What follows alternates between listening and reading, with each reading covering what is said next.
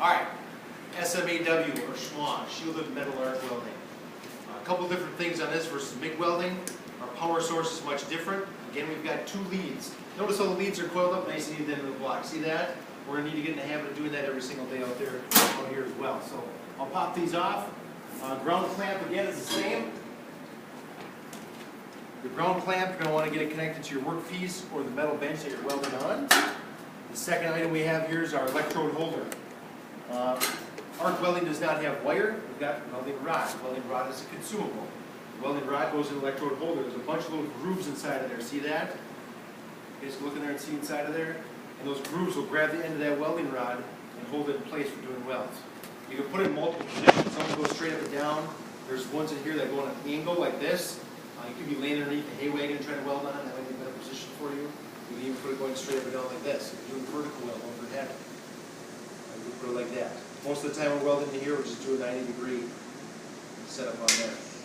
Okay? On our machine itself, we've got a couple different settings on here. Number one is our polarity.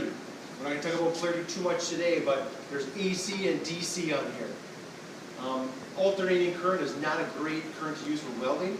On Black Friday, you get an AC welder for like $100. All right? Direct current is a much smoother weld, a much more consistent weld. It gives you much better penetration, more consistent penetration. So we'll always be running on DC negative, which is way over here to the right on the machine. So check that. If things aren't going well in your weld, make sure you check that and make sure it's on DC negative. Second thing is our amperage down here. All right? Our amperage, we're using an 1/8 inch 6013 rod, or 5/32. 6013 rod. You want that amperage to be about 100 amps to get started. So take a look here, see where we're at. Notice that DC is in the gray. See that? So I'll make sure I'm somewhere about in the 100 range to make sure I've got the proper heat. The process for this is a little more difficult than the MIG welding. If everybody can learn how to arc weld first, I'd have you do that. Because then MIG welding and TIG welding become a lot easier. Alright? What you've got to do is this, again, get steady. I like my setup right now. I can rest my arm here, my hands are here, my elbows are in my rib cage. I'm going to be 90 degrees this way to myself, 5 to 15 this way. I'm going to bring the welder down, and I'm going to strike like a match, I'm going to cap it. The key here is to keep it moving.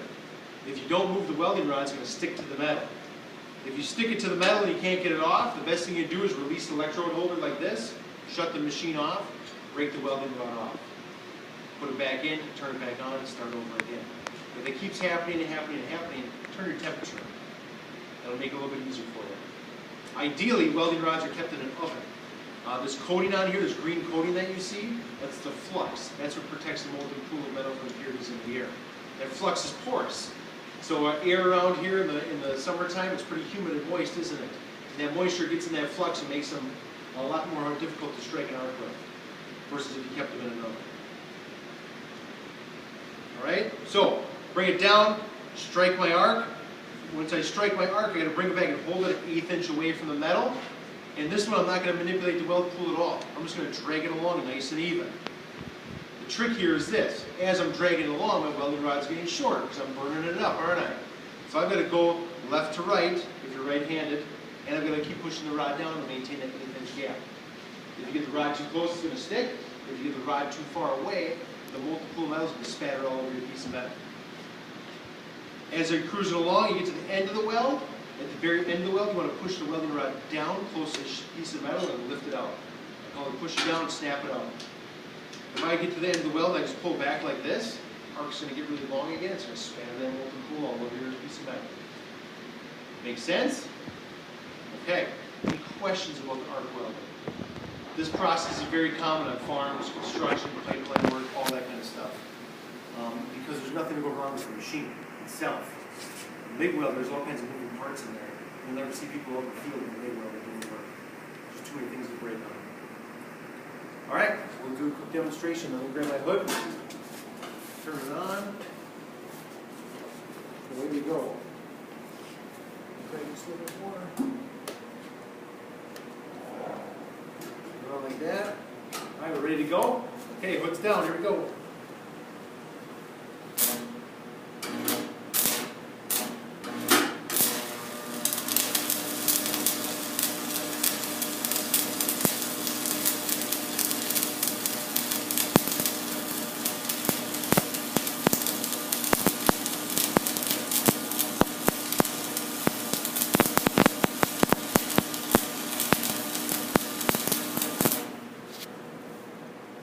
just like that. Now it's important to make sure you shut your machine off. If I take this and set it down on the same bench where my crown clamp is, it's going to start striking arcs again. Machine off. Do note too, look at the end of my welding rod. See the flux, how it sticks past the actual metal part of the rod itself? That makes it very difficult to strike an arc for the next weld. So with the machine off, tap that to break that flux off. Now you can see that metal again. That'll make it a lot easier for you. So there's my weld. The flux on the outside of your welding rod turns into slag, they call it. Slag's got to get chipped off with a slag hammer. Here's my slag hammer. I'll take this. I'll come in here now. You've got to be careful. This is a chopping firewood. You just barely need to nick it. It should come off. Like that. Alright? Take a look at that, see what we're looking for. Again, it's even width. It's the same width all the way across. It's a nice straight line. There's no big craters at the end. There's no spatter around the weld. That's what we're looking for. And a good looking weld is a strong weld. Questions on shielded metal arc welding? You see I had a little bit of trouble getting the arc struck too, right? Those rods are a little stale. They've been laying around for too long. So, okay, send the next group up.